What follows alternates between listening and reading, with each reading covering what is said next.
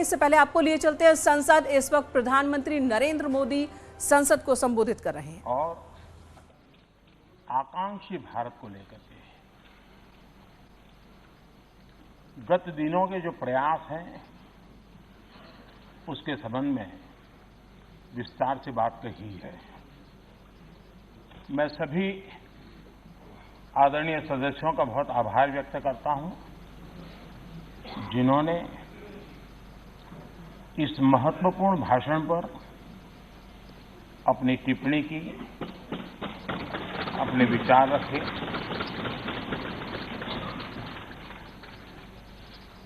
आदरणीय अध्यक्ष जी,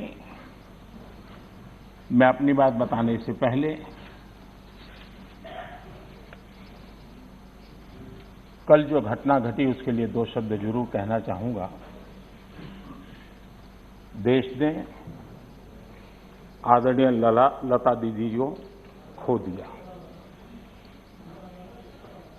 इतने लंबे काल तक जिनकी आवाज ने देश को मोहित किया, देश को प्रेरित भी किया, देश को भावनाओं से भर दिया और एक अहर्निश सांस्कृतिक धरोहर को मजबूत करते हुए और देश की एकता को भी करीब करीब 36 भाषाओं में उन्होंने गाया।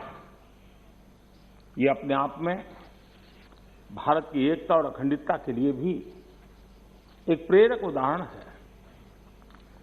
मैं आज आदरणीय लता दीदी जी को आदरपूर्वक श्रद्धांजलि देता हूं। आदरणीय अध्यक्ष जी, इतिहास इस बात का गवाह है कि द्वितीय विश्व युद्ध के बाद विश्व में बहुत बड़ा बदलाव आया। एक नया वर्ल्ड ऑर्डर जिसमें हम सब लोग जी रहे हैं। मैं साफ देख रहा हूं कि कोरोना काल के बाद विश्व एक नए वर्ल्ड ऑर्डर की तरफ, नई व्यवस्थाओं की तरफ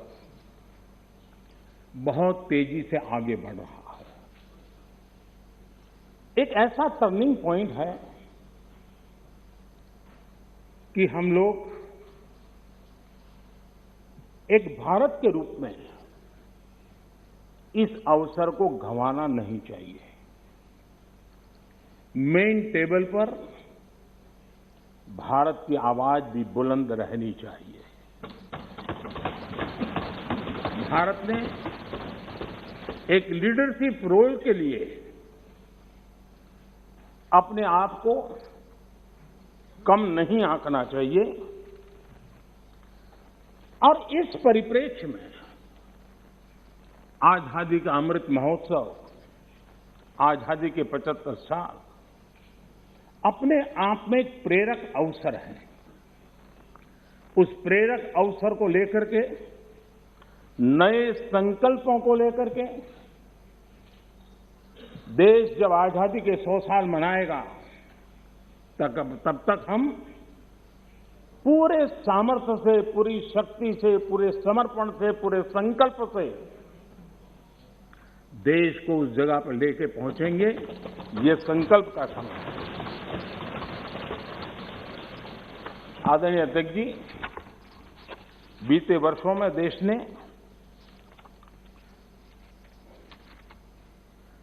कई क्षेत्रों में, मूलभूत व्यवस्थाओं में बहुत मजबूती का अनुभव किया है और बहुत मजबूती के साथ हम आगे बढ़े हैं। प्रधानमंत्री आवास योजना, गरीबों को रहने के लिए घर हो, ये कार्यक्रम तो लंबे समय से चला है, लेकिन जो गति, जो व्यापकता, विशालता, विविधता उसने उसमें स्थान पाया, उसके कारण आज गरीब का घर भी लाखों से भी ज्यादा कीमत का बन रहा है। और एक प्रकार से जो भी पक्का घर पाता है वो गरीब आज लखपति की श्रेणी में भी आ जाता है।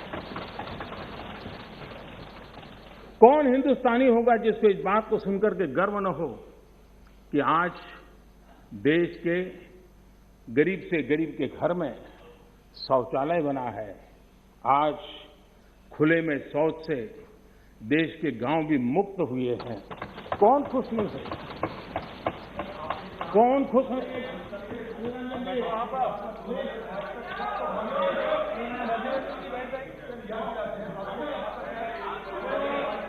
तरीका ठीक नहीं है।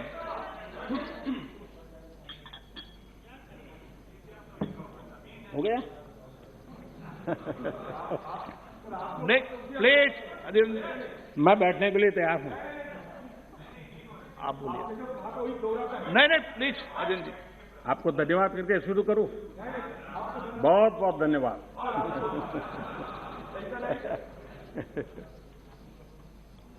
आपका प्यार अजरा अमर रहे।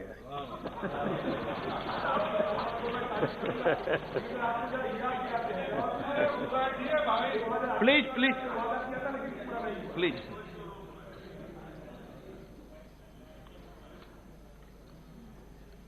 आजादी के इतने सालों के बाद गरीब के घर में भी जब रोशनी होती है तो उसकी खुशियां देश की खुशियों को ताकत देती हैं। चूल्हे के धुएं से जलती हुई आंखों के साथ काम करने वाली मां को, गरीब मां को, और जिस देश में घर में गैस कनेक्शन हो यह स्टेटस सिंबल बन चुका था, उस देश में गरीब के घर में गैस का कनेक्शन हो, धुएं वाले चूल्हे से मुक्ति हो, तो उसका आनंद कुछ और ही होता है। हमारी माताएं बहनें उनका पूरा प्लीज दादा प्लीज बैठिए। आपको मैंने पर्याप्त मौका दिया, तरीका ठीक नहीं है। दादा को बीच बीच में मौका देना चाहिए, क्योंकि दादा उम्र के इस पड़ाव में भी बचपना का मजा लेते रहते हैं।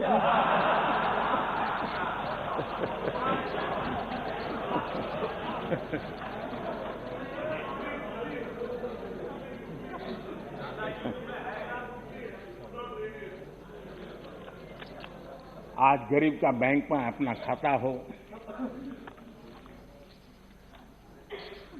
आज बैंक जहां गए बिना गरीब भी अपने टेलीफोन से बैंक के खाते का उपयोग करता हो,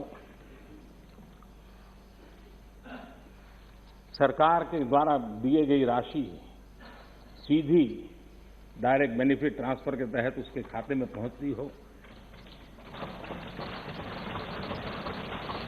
ये सब अगर आप जमीन से जुड़े हुए होते, अगर आप जनता के बीच में रहते होते तो जरूर ये चीजें नजर आती, दिखाई देता। लेकिन दुर्भाग्य ये है कि आप में से बहुत लोग ऐसे हैं जिनके सुई कांटा 2014 में अटका हुआ है और उससे वो बाहर ही निकल नहीं पाते हैं, और उसका नतीजा भी आपको भुगतना पड़ा है। आपने जो अपने आप को एक ऐसी मानसिक अवस्था में बांध के रखा है, देश की जनता आपको पहचान गई है। कुछ लोग पहले पहचान गए, कुछ लोग देर से पहचान गए, और कुछ लोग आने वाले समय में पहचानने वाले हैं। अब देखिए, आप जब इतना सारा लंबा उपदेश देते हैं तब भूल जाते हैं 50 साल तक कभी आपने भी देश में यहां बैठने का सौभाग्य प्राप्त किया था। और क्या कारण है कि आप सोच नहीं पाते। अब आप देखिए, नागालैंड के लोगों ने आखिरी बार 1998 में कांग्रेस के लिए वोट किया था। करीब 24 साल हो गए। ओडिशा ने 1995 में आपके लिए वोट किया था। सिर्फ 27 साल हो गए, आपको वहां एंट्री नहीं हुई थी। गोवा में 1994 में पूर्ण बहुमत के साथ आप जीते थे। 28 साल हो गए, गोवा ने आपको स्वीकार नहीं किया। पिछली बार 88 में त्रिपुरा में वहां की जनता ने वोट दिया था। करीब 34 साल पहले त्रिपुरा में। कांग्रेस का हाल है यूपी, बिहार और गुजरात। आखिर में 1985 में 1985 में करीब 37 साल पहले आपके लिए वोट किया था। पिछली बार पश्चिम बंगाल में वहां के लोगों ने 1972 में करीब 50 साल पहले आपको पसंद किया था। तमिलनाडु के लोगों ने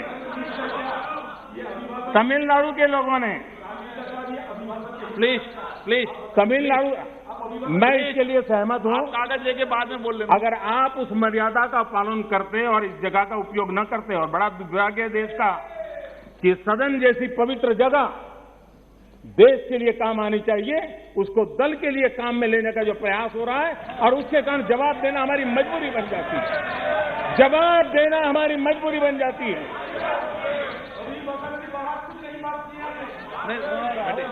माननीय अध्यक्ष जी, तमिलनाडु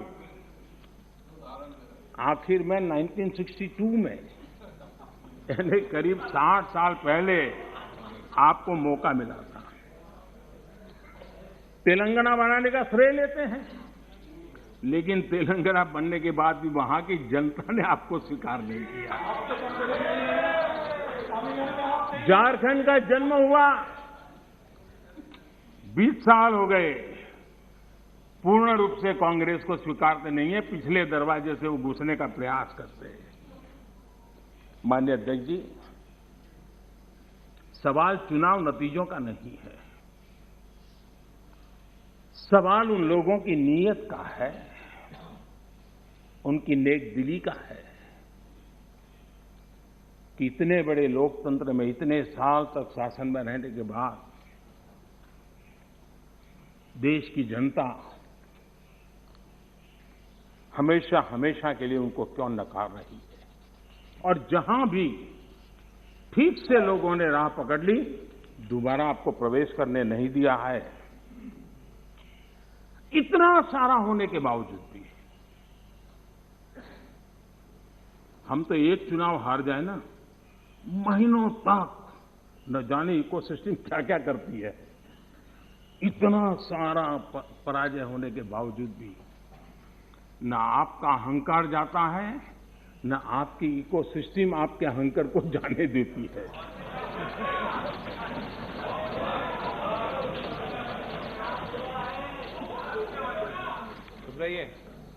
इस बार अभिरंजन जी बहुत सारे शेर सुना रहे थे। चलिए मौका मैं भी ले लूं। और जब अहंकार की बात मैं कर रहा हूं तब तो मुझे कहना ही पड़ेगा,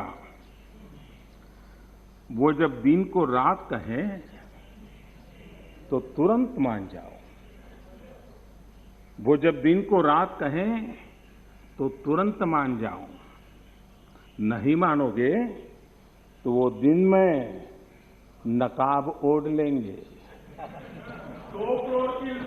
जरूरत हुई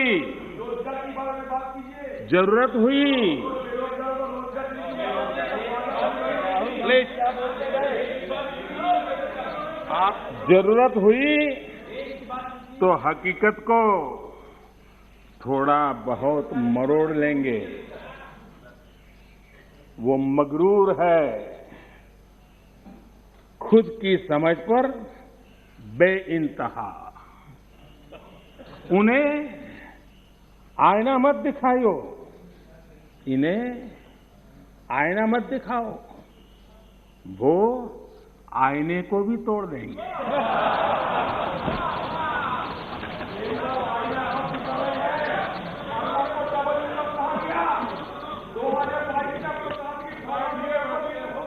please please please please please.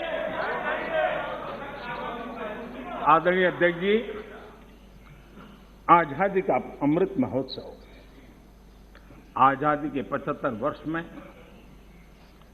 आज देश आजादी का अमृत महोत्सव मना रहा है और देश अमृत काल में प्रवेश कर रहा है।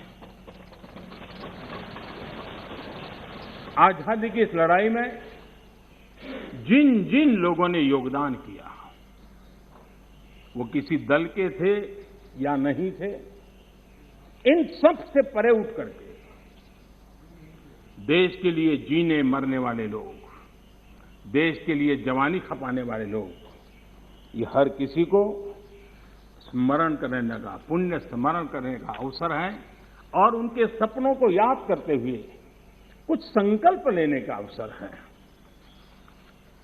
आदरणीय अध्यक्ष जी, हम सब संस्कार से, स्वभाव से, व्यवस्था से लोकतंत्र के प्रतिबद्ध लोग हैं और आज से नहीं, सदियों से हैं। लेकिन ये भी सही है, आलोचना ये जीवंत लोकतंत्र का एक आभूषण है, लेकिन अंध विरोध ये लोकतंत्र का अनादर है। सबका प्रयास, इस भावना से भारत ने जो कुछ हासिल किया है, अच्छा होता उसे खुले मन से स्वीकार किया गया होता, उसका स्वागत किया होता, उसका गौरवगान करते। बीते 2 सालों में 100 साल का सबसे बड़ा वैश्विक महामारी का संकट पूरी दुनिया की मानव जात झेल रही है। जिन्होंने भारत के अतीत के आधार पर ही भारत को समझने का प्रयास किया, उनको तो आशंका थी, इतना बड़ा विशाल देश, इतनी बड़ी आबादी, इतनी विविधता, ये आदतें, ये स्वभाव, शायद ये भारत इतनी बड़ी लड़ाई नहीं लड़ पाएगा, भारत अपने आप को बचा नहीं पाएगा, यही उनकी सोच थी। लेकिन आज स्थिति क्या है? मेड इन इंडिया कोविड टीके, कोविड वैक्सीन दुनिया में सबसे प्रभावी है। आज भारत 100% पहली डोज इस लक्ष्य के निकट करीब करीब पहुंच रहा है और लगभग 80% सेकंड डोज उसका पड़ाव भी पूरा कर लिया है।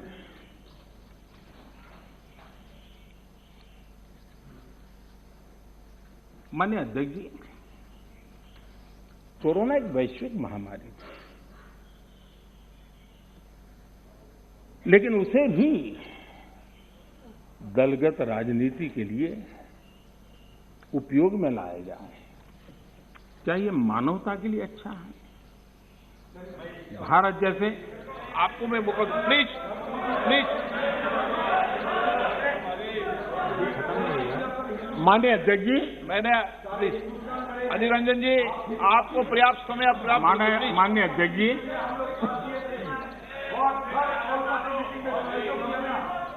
Please please. माननीय अध्यक्ष जी, मैंने तो किसी का नाम नहीं दिया।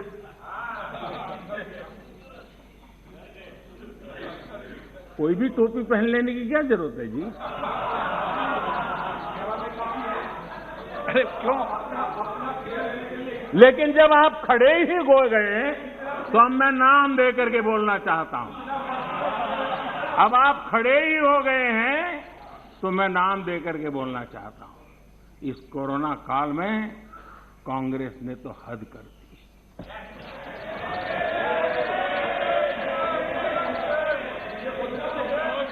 पहली लहर के दौरान मौका दूंगा आपको, प्लीज।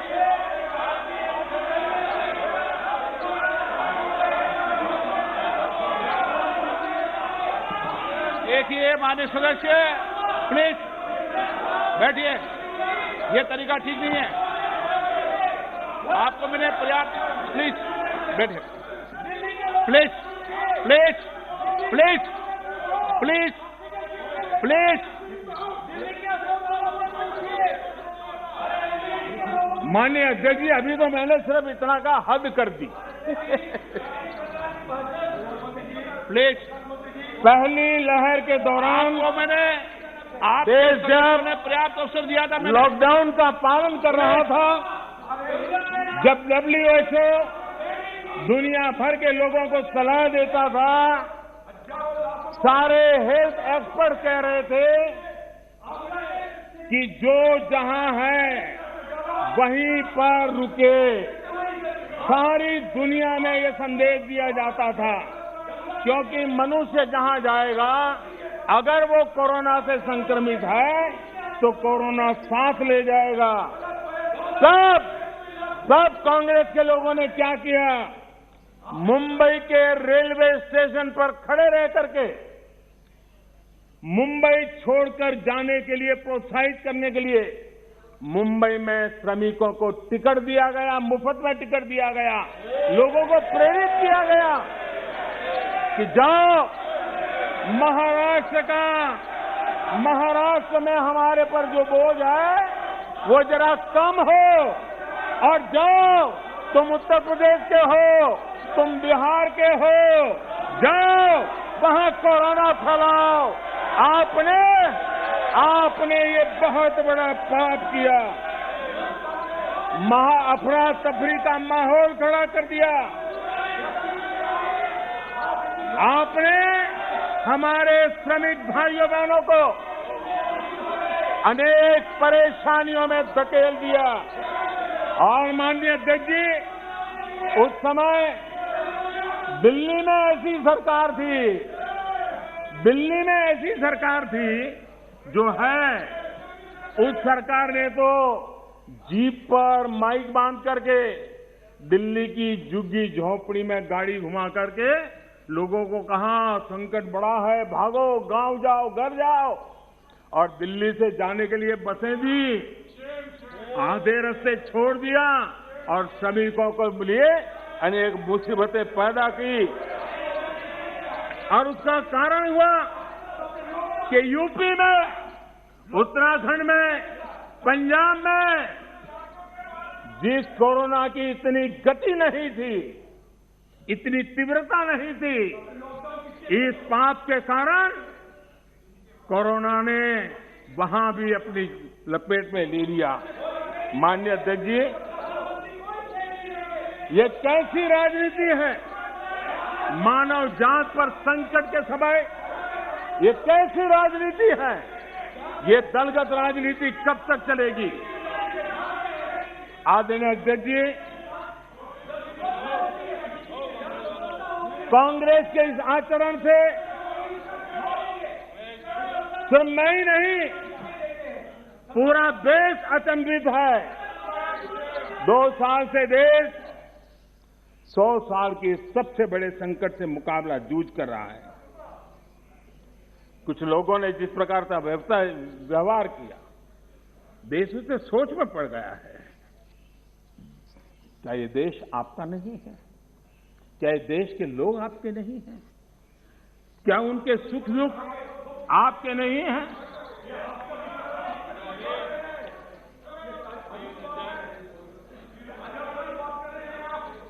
इतनी बड़ी संकट आया, कई राजनीतिक दल के नेता जरा आत्मनिरीक्षण करें कितने राजनीतिक दल के नेता जो जनता के माने हुए नेता अपने आप को मानते हैं, उन्होंने लोगों को रिक्वेस्ट की हो, अपील की हो, भाई कोरोना का एक ऐसा संकट है, वैश्विक महामारी है, आप मास्क पहनो, हाथ धोना रखो, 2 गज की दूरी रखो।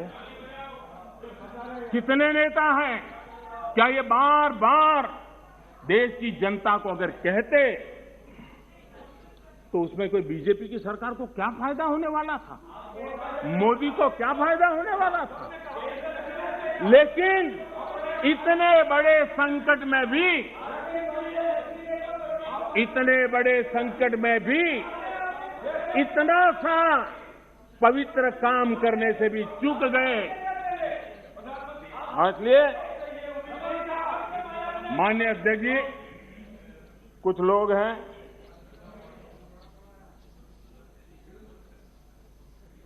उनको ये इंतजार था कि कोरोना वायरस मोदी की छवि को चपेट में ले लेगा। बहुत इंतजार किया और कोरोना ने भी आपके धैर्य की बड़ी कसौटी की है। आए दिन आप लोग औरों को नीचा दिखाने के लिए महात्मा गांधी का नाम लेते हैं। महात्मा गांधी की स्वदेशी की बात, इसको बार बार दोहराने में हमें कौन रोकता है? अगर मोदी वोकल फॉर लोकल कहता है, मोदी ने कहा इसलिए शब्दों को छोड़ दो भाई, लेकिन क्या आप नहीं चाहते हैं देश आत्मनिर्भर बने? जिस महात्मा गांधी के आदर्शों की बात करते हैं, तब भारत में इस अभियान को ताकत देने में, जुड़ने में आपका क्या जाता था? उसका नेतृत्व आप लीजिए। महात्मा गांधी जी के स्वदेश के निर्णय को आगे बढ़ाइए, देश का भला होगा। और हो सकता है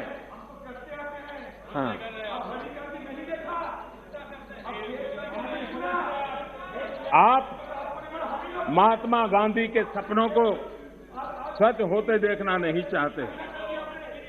माननीय अध्यक्ष जी, आज पूरी दुनिया योग के लिए, एक प्रकार से कोरोना में तो योग ने दुनिया भर में जगह बना ली। दुनिया भर में कौन हिंदुस्तानी होगा जिसको योग के लिए गर्व ना हो? आपने उसका भी मजाक उड़ाया, उसका भी विरोध किया। अच्छा होता आप लोगों को कहते भाई संकट में घर में है, ये योगा कीजिए, आपको फायदा होगा। क्या नुकसान था? फिट इंडिया मूवमेंट चले, देश का नौजवान सशक्त हो, सामर्थ्यवान हो। आपको मोदी से विरोध हो सकता है। फिट इंडिया मूवमेंट, आपके राजनीतिक दलों के छोटे छोटे युवा मंच होते हैं। अगर हम सब ने मिलकर के अगर इस फिट इंडिया के द्वारा देश की युवा शक्ति को इस सामर्थ्य की तरफ आगे बढ़ने के लिए कहते, लेकिन उसका भी विरोध, उसका भी उपहास, यानी क्या हो गया है आपको मुझे समझ नहीं आ रहा है। और इसलिए मैं आज इसलिए कहता हूं आपको ध्यान में आए कि आप कहां खड़े हैं जी। और मैंने इतिहास बताया, 60 साल के लेकर 15 साल तक पूरा कालखंड, इतने राज्य, कोई आपको घुसने नहीं दे रहा है। माननीय अध्यक्ष जी, कभी कभी मैं ये विषय बहुत प्यार से कह रहा हूं, नाराज मत हो जाना।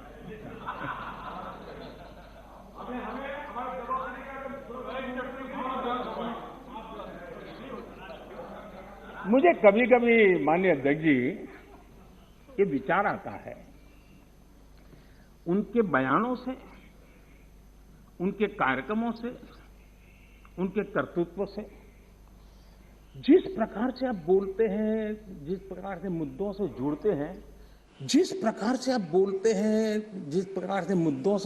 हैं, ऐसा लगता है कि आपने मन बना लिया है कि 100 साल तक सत्ता में नहीं आना है।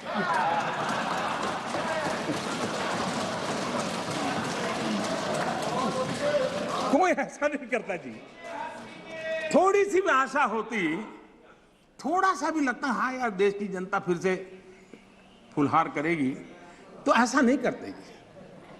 और इसलिए खैर अब आपने ही तय कर लिया है 100 साल के लिए, तो फिर मैंने भी तैयारी कर ली है।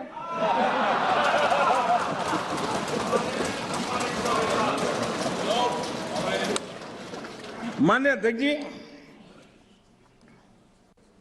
ये सदन इस बात का साक्षी है कि कोरोना वैश्विक महामारी से जो बनी स्थितियां, जो स्थितियां उत्पन्न हुई, उसको निपटने के लिए भारत ने जो भी रणनीति बनाई,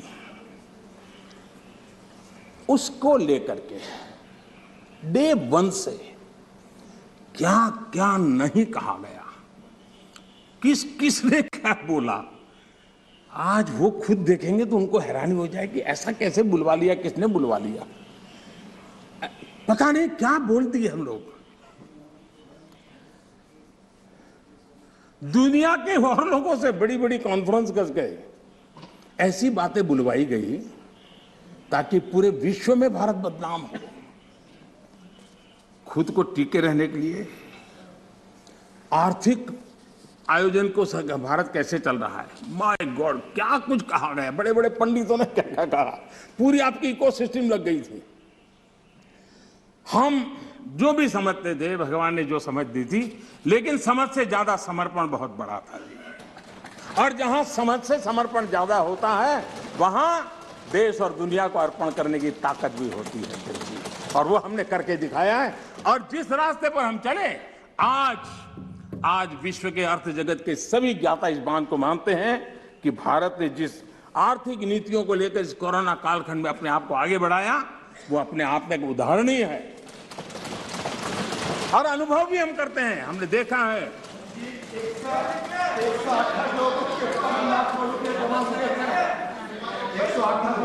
माननीय जी, भारत आज दुनिया की, माननीय अध्यक्ष जी, भारत आज दुनिया की जो बड़ी इकोनॉमीज है उसमें सबसे तेजी से विकसित हो रही बड़ी अर्थव्यवस्था है। माननीय अध्यक्ष जी, इस कोरोना कालखंड में भी हमारे किसानों ने रिकॉर्ड पैदावार की, सरकार ने रिकॉर्ड खरीदी की। दुनिया के अनेक देशों में जहां खाने का संकट पैदा हुआ, और आपको पता होगा 100 साल पहले जो आपदा आई थी, उसके जो रिपोर्ट है उसमें ये बात कही गई है कि बीमारी से मरने वालों की जैसी तादाद है, वैसी भूख से मरने वालों की भी बड़ी तादाद है। उस समय के 100 साल पहले की रिपोर्ट में है। इस देश ने किसी को भूख से मरने नहीं दिया। 80 करोड़ से अधिक देशवासियों को मुफ्त राशन उपलब्ध कराया, और आज भी करा रहे हैं। माननीय अध्यक्ष जी, हमारा total export historically highest record पर है, और ये कोरोना काल में है। कृषि एक्सपोर्ट ऐतिहासिक रूप से टॉप पर पहुंचा है। सॉफ्टवेयर एक्सपोर्ट नई ऊंचाई तरफ बढ़ रहा है। मोबाइल फोन एक्सपोर्ट्स अभूतपूर्व वृद्धि हुई है। डिफेंस एक्सपोर्ट, कईयों को परेशानी हो रही है। ये आत्मनिर्भर भारत का कमाल है कि आज देश डिफेंस एक्सपोर्ट में भी अपनी एक पहचान बना रहा है। एफडीआई और एफपीआई, माननीय अध्यक्ष जी,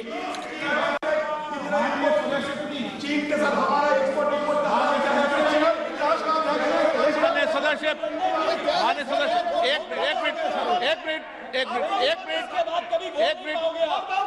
मिनट आप चुप रहिए, आप शांत रहिए, आप शांत रहिए प्लीज। माननीय सदस्य please please please please please please एक मिनट चुप रहिए। आप भी माननीय सदस्य, आप चुप रहिए, आपको किसने इजाजत दी, बैठिए। माननीय सदस्यगण, मैंने सभी माननीय सदस्यों को पर्याप्त समय, पर्याप्त अवसर दिया है, लेकिन माननीय सदस्य, आपने जब बोला तो मैंने कहा कि कोई भी इस सदन में नेता बोल रहे हैं, कोई टिप्पणी करेंगे, लेकिन आज आप, ये उचित व्यवहार नहीं है। सदन के नेता बोल रहे हैं, सदन की गरिमा को बनाए रखें, ये मेरा आपसे आग्रह है। आपको मैं बोलने का मौका दूंगा।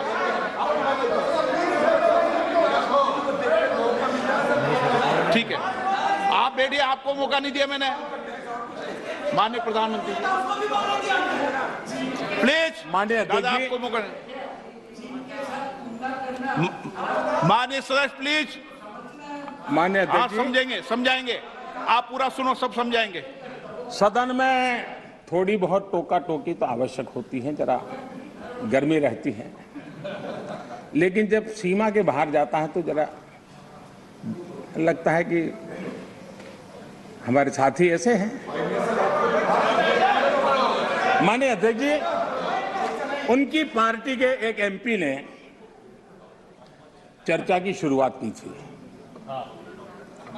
और यहां से कुछ छोटा मोटा नोकझोंक चल रहा था और मैं मेरे कमरे से स्क्रीन पे देख रहा था कि हमारे मंत्री प्रहलाद जी पीछे गए, सबको रोका और वहां से चैलेंज आई कि अगर हमें रोकोगे तो तुम्हारे नेता का ये हाल करेंगे।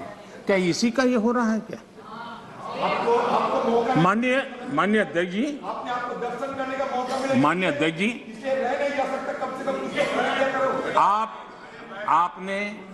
आपको अब हर एक को अपना सीआर सुधारने की कोशिश तो करनी चाहिए और मैं मानता हूं जितना किया है उससे आपका सीआर ठीक हो गया है। जिन लोगों को रजिस्टर करना है आपके इस पराक्रम को कर लिया है जी, ज्यादा क्यों कर रहे हो? इस सत्र में तो कोई आपको नहीं निकालेगा, विश्वास करो। इस सत्र में आपको कोई निकालने का नहीं, मैं आपको गारंटी देता हूं।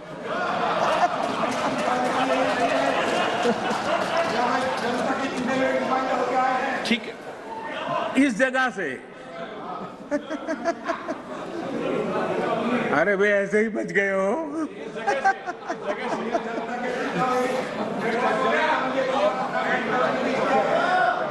माननीय अध्यक्ष जी, एफडीआई और एफपीआई का रिकॉर्ड निवेश आज भारत में हो रहा है। रिन्यूएबल एनर्जी के क्षेत्र में आज हिंदुस्तान दुनिया के टॉप 5 कंट्रीज में है।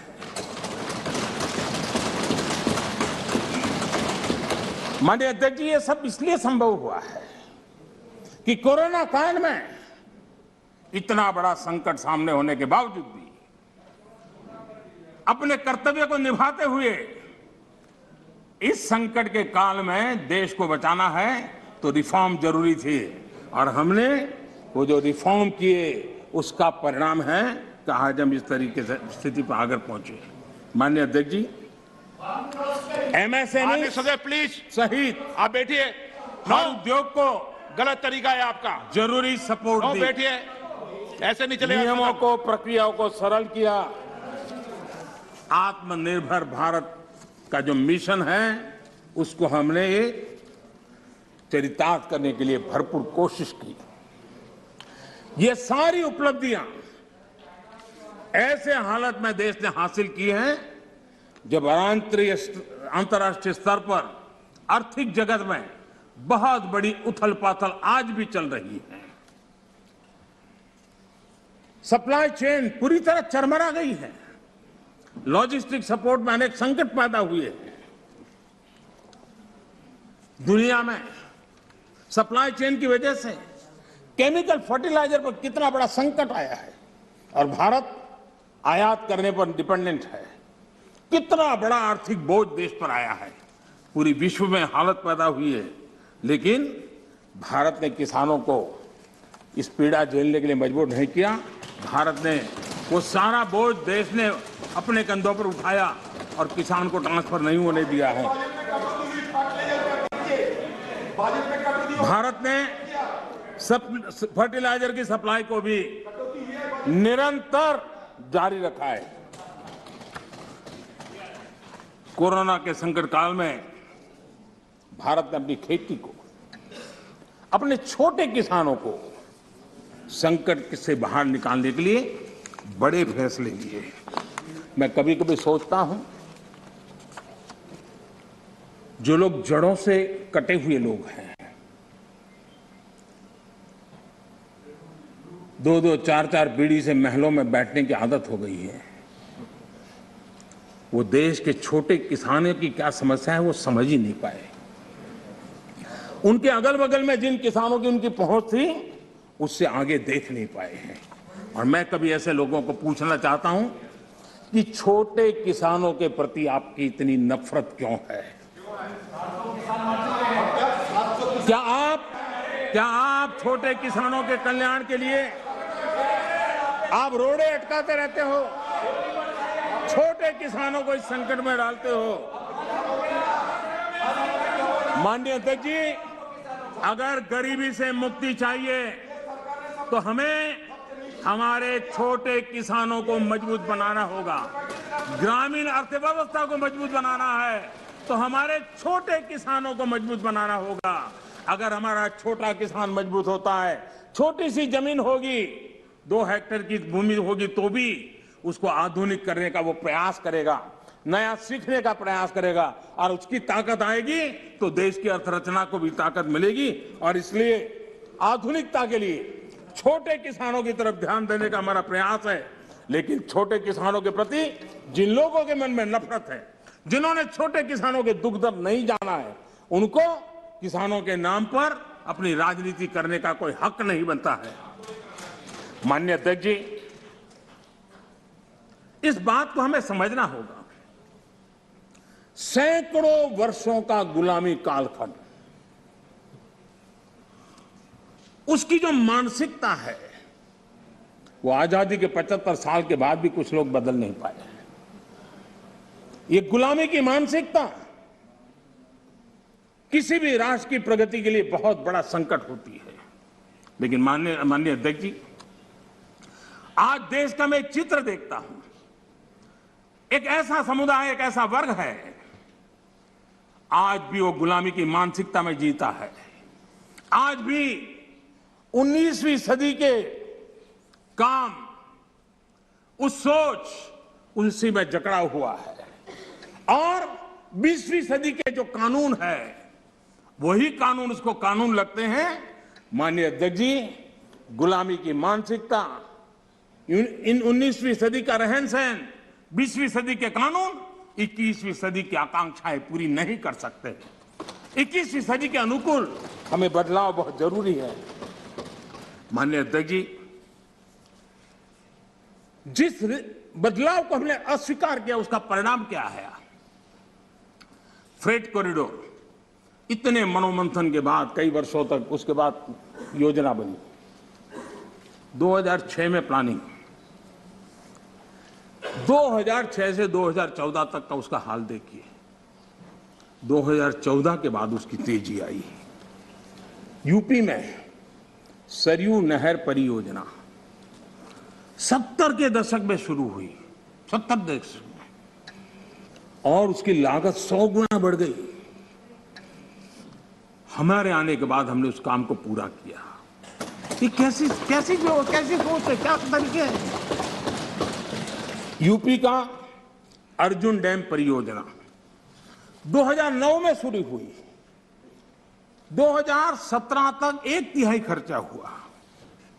हमने इतने कम समय में उसको पूर्ण कर दिया। अगर कांग्रेस के पास इतनी सत्ता थी, इतने सालों तक सत्ता थी, तो 4 धाम को वो ऑल वेदर सड़कों में परिवर्तित कर सकते थे, जोड़ सकते थे, लेकिन नहीं किया। वाटरवे, सारी दुनिया वाटरवे का समर्थन है। हमारा ही देश था कि हमने वाटरवे को नकार दिया। आज हमारी सरकार को वाटरवे पे काम करना रहा है। पुराने अप्रोच से गोरखपुर का कारखाना बंद होता था, हमारे अप्रोच से गोरखपुर का फर्टिलाइजर का कारखाना शुरू होता है। माननीय अध्यक्ष जी,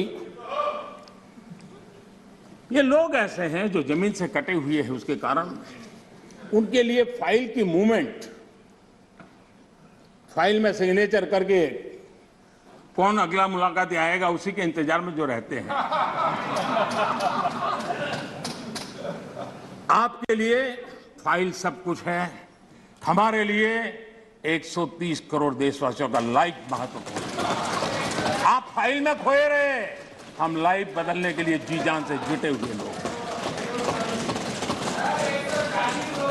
आज उसी का परिणाम है प्रधानमंत्री गति शक्ति मास्टर प्लान। एक होलिस्टिक अप्रोच, टुकड़ों में नहीं।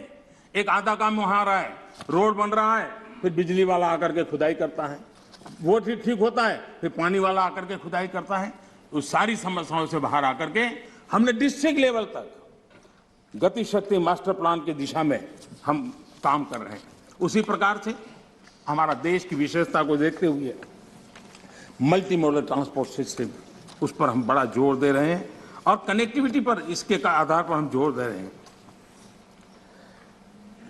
आजादी के बाद सबसे तेज गति से ग्रामीण सड़कें कहीं बन रही है तो इस 5 साल के कालखंड में बनी है। माननीय अध्यक्ष जी, नेशनल हाईवे बन रहे हैं, रेलवे लाइनों का बिजलीकरण हो रहा है। आज देश नए एयरपोर्ट्स, हेलीपोर्ट्स और मोटरड्रोम का नेटवर्क खड़ा कर रहा है। देश के 6 लाख से अधिक गांवों में ऑप्टिकल फाइबर नेटवर्क के लिए काम चल रहा है। माननीय अध्यक्ष जी, ये सारे काम ऐसे हैं जो रोजगार देते हैं। ज्यादा से ज्यादा रोजगार इन्हीं कामों से मिलता है। आधुनिक इंफ्रास्ट्रक्चर आज देश की आवश्यकता है और अभूतपूर्व निवेश भी हो रहा है और उसी से रोजगार भी बढ़ना है, विकास भी बढ़ना है और विकास की गति भी बढ़ना है और इसलिए आज देश उस दिशा में काम कर रहा है। माननीय अध्यक्ष जी, जितनी ज्यादा अर्थव्यवस्था ग्रो करेगी उतने ही रोजगार के अवसर पैदा होंगे और इसी लक्ष्य को लेकर के पिछले 7 साल से हमने इन चीजों पर फोकस किया है और उसका परिणाम है हमारा आत्मनिर्भर भारत अभियान। मैन्युफैक्चरिंग हो या सर्विस सेक्टर हो, हर सेक्टर में हमारा उत्पाद बढ़ रहा है, उत्पादन बढ़ रहा है। आत्मनिर्भर भारत अभियान के हम आज ग्लोबल वैल्यू चेन के हिस्से बन रहे हैं। ये अपने आप में भारत के लिए एक अच्छी निशानी है। हमारा बड़ा फोकस एमएसएमई और टेक्सटाइल जैसे लेबर इंसेंटिव सेक्टर्स में है। एमएसएमई की परिभाषा में सुधार, एमएसएमई की परिभाषा में हमने सुधार करके उसको भी नए अवसर दिए हैं। अपने छोटे उद्योगों को सुरक्षित करने के लिए, एमएसएमई के लिए सरकार ने इस कोरोना के विकट कालखंड में 3 लाख करोड़ रुपए की विशेष योजना भी शुरू की है और उसका लाभ हमारे एमएसएमई सेक्टर को मिला है। और इसका बहुत बढ़िया स्टडी एसबीआई ने किया है। एसबीआई का स्टडी कहता है कि 13.5 लाख एमएसएमई इस योजना के कारण बर्बाद होने से बच गए हैं। एसबीआई का स्टडी कहता है 1.5 करोड़ नौकरियां बची हैं और करीब 14% एमएसएमई लोन्स के कारण एनपीए होने की जो संभावना थी उससे बच गए हैं। माननीय अध्यक्ष जी, जो सदस्य जमीन पर जाते हैं वो इसके प्रभाव को देख सकते हैं। विपक्ष के भी कई साथी मुझे मिलते हैं, कहते हैं कि साहब ये इस योजना ने बहुत बड़ा लाभ किया है, एमएसएमई सेक्टर को इस संकट की घड़ी में बहुत बड़ा सहारा दिया है। माननीय अध्यक्ष जी, उसी प्रकार से मुद्रा योजना कितनी सफल रही, हमारी माताएं बहनें कितनी उस क्षेत्र में आई है। लाखों लोग बिना गारंटी बैंक से लोन लेकर के आज अपना स्वरोजगार की दिशा में आगे बढ़े और खुद तो करते हैं, 1-2 लोगों को रोजगार भी देते हैं। स्वनिधि योजना, स्ट्रीट वेंडर्स, कभी हमने सोचा नहीं, पहली बार आजादी के बाद स्ट्रीट वेंडर्स और बैंक के अंदर से लोन मिल रहा है और हमारा स्ट्रीट वेंडर डिजिटल ट्रांजैक्शन कर रहा है और करोड़ों श्रमिकों को लाभ मिल रहा है। हमने गरीब श्रमिकों के लिए 2 लाख करोड़ रुपए से ज्यादा खर्च किए हैं। आत्मनिर्भर भारत रोजगार योजना के तहत हजारों लाभार्थियों के खाते में हमने सीधे पैसे ट्रांसफर किए हैं। माननीय अध्यक्ष जी, इंडस्ट्री को गति देने बेहतर इंफ्रास्ट्रक्चर की बहुत जरूरत होती है। पीएम गति शक्ति नेशनल प्लान, मास्टर प्लान, ये हमारे लॉजिस्टिक कॉस्ट को बहुत कम करेगा। उसके कारण देश में भी माल सस्ते में पहुंच पाएगा और एक्सपोर्ट करने वाले लोग भी दुनिया के साथ कंपटीशन कर पाएंगे। और इसलिए पीएम गति शक्ति प्लान आने वाले दिनों में बहुत लाभकारक होने वाला है। माननीय अध्यक्ष जी, सरकार ने एक और बड़ा काम किया है। नए क्षेत्रों को, एंटरप्रेन्योर्स को, उसके लिए हमने ओपन कर दिया है। आत्मनिर्भर भारत योजना के तहत स्पेस, डिफेंस, ड्रोन्स, माइनिंग को, प्राइवेट सेक्टर को आज देश के विकास में भागीदार बनने के लिए हमने निमंत्रित किया है। देश में एंटरप्रेन्योर्स के लिए बेहतर माहौल बनाने के लिए सिंपल टैक्स सिस्टम की शुरुआत, हजारों कंप्लायंसेस हमारे देश में आदत ऐसी हुई, हर डिपार्टमेंट ये लाओ, वो लाओ, ये कागज लाओ, वो नाम लाओ, वो सारा करीब 25,000 कंप्लायंसेस हमने खत्म किए हैं। आज मैं तो राज्यों से भी आग्रह करूंगा कि वे भी ढूंढ कैसे कंप्लायंसेस खत्म करें। देश के नागरिकों को परेशानी हो रही है, उसको समझे हम लोग। आज देश में इस प्रकार के बैरियर्स हटाए जा रहे हैं। डोमेस्टिक इंडस्ट्री को लेवल प्ले फील्ड देने के लिए एक के बाद एक कदम हम उठाते जा रहे हैं। माननीय अध्यक्ष जी, आज देश उस पुरानी अवधारणा से बाहर निकल रहा है। हमारे देश में सोच बन गई कि सरकार ही भाग्य विधाता है, तुम्हें सरकार पर ही निर्भर रहना पड़ेगा, तुम्हारी आशा अपेक्षाएं कोई पूरी नहीं कर सकता है, सरकार ही करेगी, सब कुछ सरकार देगी। ये हम लोगों ने इतना ईगो पाल के रखा था और उसके कारण देश के सामर्थ्य को भी चोट पहुंची है। और इसलिए सामान्य युवा के सपने, युवा कौशल, उसके रास्ते हम नए सिरे से सोचना शुरू किया। सब कुछ सरकार करती है ऐसा नहीं है, देशवासियों की ताकत अनेक गुना ज्यादा होती है। वो सामर्थ्य के साथ अगर संकल्प के साथ जुड़ जाते हैं तो परिणाम मिलता है। अब देखिए, 2014 के पहले हमारे देश में सिर्फ 500 स्टार्टअप थे। जब अवसर दिया जाता है देश के नौजवानों को तो क्या परिणाम आता है। इन 7 साल में 2014 के पहले 500 स्टार्टअप, इस 7 साल में 60,000 स्टार्टअप इस देश में काम कर रहे हैं। ये मेरे देश के युवाओं की ताकत है और उसमें यूनिकॉर्न बन रहे हैं। और एक एक यूनिकॉर्न यानी हजारों करोड़ की उसकी वैल्यू तय हो जाती है। माननीय अध्यक्ष जी, और बहुत ही कम समय में भारत के यूनिकॉर्न सेंचुरी बनाने की दिशा में आगे बढ़ रहे हैं। ये बहुत बड़ा अचीवमेंट। हजारों करोड़ की कंपनी बनने में पहले दशकों लग जाते थे। आज हमारे नौजवानों की ताकत है, सरकार की नीतियों के कारण साल 2 साल के अंदर हजारों करोड़ के कारोबार को उनके आसपास वो देख पा रहे हैं। आज माननीय अध्यक्ष जी, हम स्टार्टअप्स, यूनिकॉर्न्स में, इस मामले में दुनिया में टॉप 3 में पहुंच गए हैं। कौन हिंदुस्तानी होगा जिसको गर्व नहीं होगा। लेकिन ऐसे समय इस सरकार का अंत विरोध करने की जिनको आदत लग गई है, सुबह सुबह शुरू हो जाते हैं। और यहां मैंने देखा, हमारे अधीर रंजन जी कह रहे थे, क्या रखा है, मोदी मोदी मोदी मोदी करते रहते हो, है यही कर रहे थे। हाँ, साहब लोग मोदी मोदी मोदी बोल रहे हैं, आप क्यों बोल रहे हैं?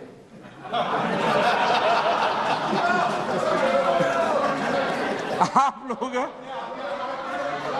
सुबह सुबह होते ही शुरू हो जाते हैं। एक पल आप लोग, एक पल मोदी के बिना नहीं बिता सकते। अरे मोदी तो आपकी प्राण शक्ति है। मोदी जी प्रधानमंत्री, इसलिए मोदी जी का नाम तो करना ही पड़ेगा।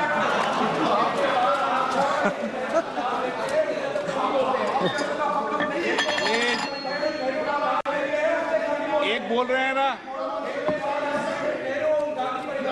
माननीय अध्यक्ष जी, चलो बैठिए।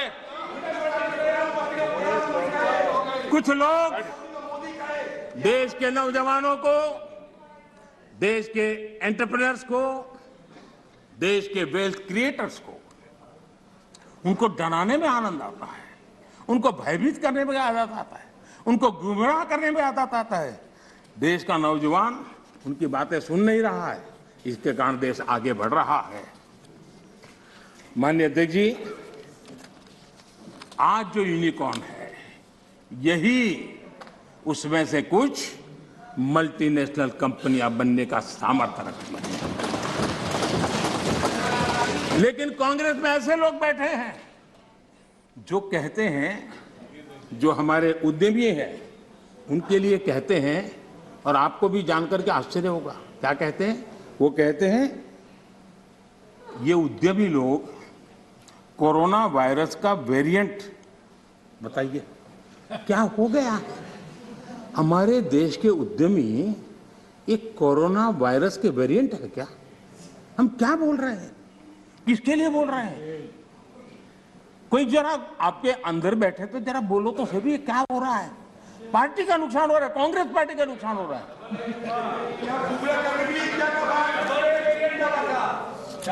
माननीय अध्यक्ष जी, जो इतिहास के जो लोग इतिहास से सबक नहीं लेते हैं, वो इतिहास में खो जाते हैं। माननीय अध्यक्ष जी, ये मैं इसलिए कह रहा हूं, जरा 60 से 80 का दायका, 60 से 80 का दायका, उनके सभी प्रमुख लोग उसमें आ जाते हैं जो देश का नेतृत्व करते थे। उस कालखंड की बात कर रहा हूं। 60 से 80 के दशक में क्या नैरेटिव होता था? कांग्रेस के ही सत्ता साथी, कांग्रेस के साथ रहकर के सुख भोगने वाले लोग, ये वही लोग पंडित नेहरू जी की सरकार को और श्रीमती इंदिरा गांधी जी की सरकार को क्या कहते थे? ये तो टाटा बिरला की सरकार है, इस सरकार को तो टाटा बिरला चला रहे हैं। 60 से 80 दशक तक यही बातें बोली जाती थी, नेहरू जी के लिए बोली जाती थी, इंदिरा जी के लिए बोली जाती थी, और आपने उनके साथ भागीदारी की सत्ता में, लेकिन उनकी आदतें भी ले ली, आप भी उसी भाषा को बोल रहे हो। मैं देख रहा हूं आप इतने नीचे गए हो, इतने नीचे गए हो। हां, मुझे लगता है कि आज पंचिंग बैग बदल गया है, लेकिन आपकी आदत नहीं बदली है। मुझे विश्वास है यही लोग सदन में कहने की हिम्मत करते थे, बाहर तो बोलते ही थे, जहां मौका मिले चुप नहीं रहते थे। वो कहते हैं मेक इन इंडिया हो ही नहीं सकता है। बताओ, इसमें आनंद आ रहा है? कोई ऐसा हिंदुस्तान के लिए सोच सकता है क्या कि मेक इन इंडिया हो ही नहीं सकता? अरे भाई, आपको तकलीफ होगी, हम आकर के करेंगे, ठीक है, ऐसा बोलो। देश को क्यों गाली देते हो जी? देश के खिलाफ क्यों बोलते हो? मेक इन इंडिया हो नहीं सकता। मेक इन इंडिया का मजाक उड़ाया गया, और आज देश की युवा शक्ति ने, देश के एंटरप्रेन्योर ने करके दिखाया है। आप मजाक के विषय बन गए हो।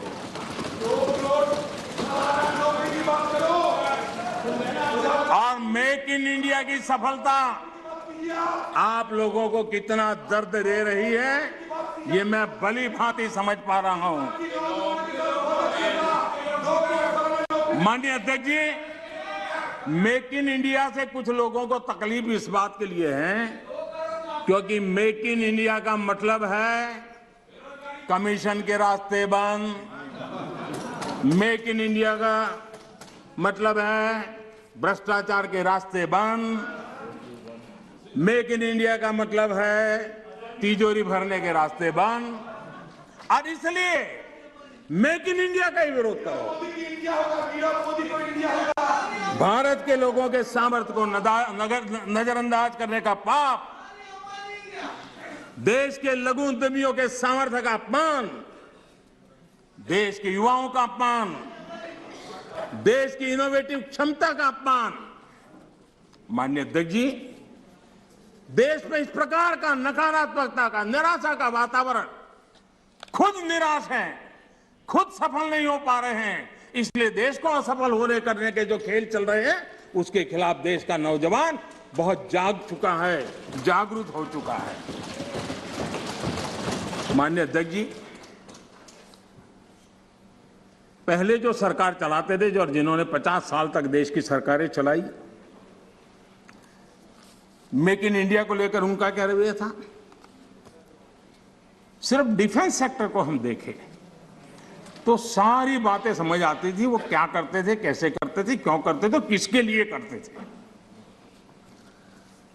पहले सालों में क्या होता था, नए इक्विपमेंट खरीदने के लिए प्रोसेस चलती थी, सालों तक चलती थी, और जब फाइनल निर्णय होता था तब वो चीज पुरानी हो जाती थी। अब बताइए देश का क्या भला, आउट ऑफ डेट हो जाती थी और हम पैसे देते थे। हमने इन सारी प्रोसेस को सिंप्लीफाई किया। सालों से पेंडिंग डिफेंस सेक्टर के जो इश्यू थे उसको हमने निपटाने का प्रयास किया। पहले किसी भी आधुनिक प्लेटफॉर्म या इक्विपमेंट के लिए हमें दूसरे देशों की तरफ देखना पड़ता था। जरूरत के समय आपाधापी में आयुध खरीदा जाता था, ये लाओ वो लाओ, कौन पूछता है भाई, हो जाए। यहां तक कि स्पेयर पार्ट्स के लिए भी हम अन्य देशों पर निर्भर रहे हैं। दूसरों पर निर्भर होकर इस देश की सुरक्षा निश्चित नहीं कर सकते हैं। हमारे पास यूनिक व्यवस्था होनी चाहिए, हमारी अपनी व्यवस्था होनी चाहिए। रक्षा क्षेत्र में आत्मनिर्भर होना ये राष्ट्र सेवा का भी एक बहुत बड़ा काम है, और जो मैं देश के नौजवानों को भी आह्वान करता हूं कि आप अपने कैरियर में इस क्षेत्र को चुनिए, हम ताकत के साथ खड़े होंगे। माननीय अध्यक्ष जी, इस बजट में भी हमने ज्यादा से ज्यादा रक्षा उपकरण भारत में ही बनाएंगे, भारतीय कंपनियों से ही खरीदेंगे, ये बजट में प्रावधान किया है। बाहर से लाने के रास्तों बंद करने की दिशा में हम कदम बढ़ाए हैं। हमारी सेनाओं की जरूरत पूरी होने के अलावा हम एक बड़े डिफेंस एक्सपोर्टर बनने का सपना लेकर के चल रहे हैं, और मुझे विश्वास है ये संकल्प भी पूरा होगा। मैं जानता हूं कि रक्षा सौदों में कितनी बड़ी ताकतें पहले अच्छों को खरीद लेती थी। ऐसी ताकतों को मोदी ने चुनौती दी, और इसलिए मोदी पर उनकी नाराजगी नहीं, गुस्सा होना भी बहुत स्वाभाविक है, और उनका गुस्सा प्रकट भी होता रहता है। माननीय अध्यक्ष जी,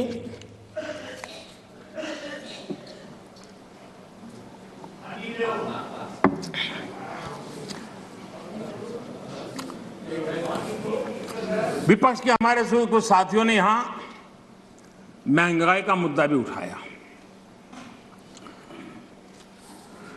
अच्छा लगता, देश का भी भला होता अगर आपकी ये चिंता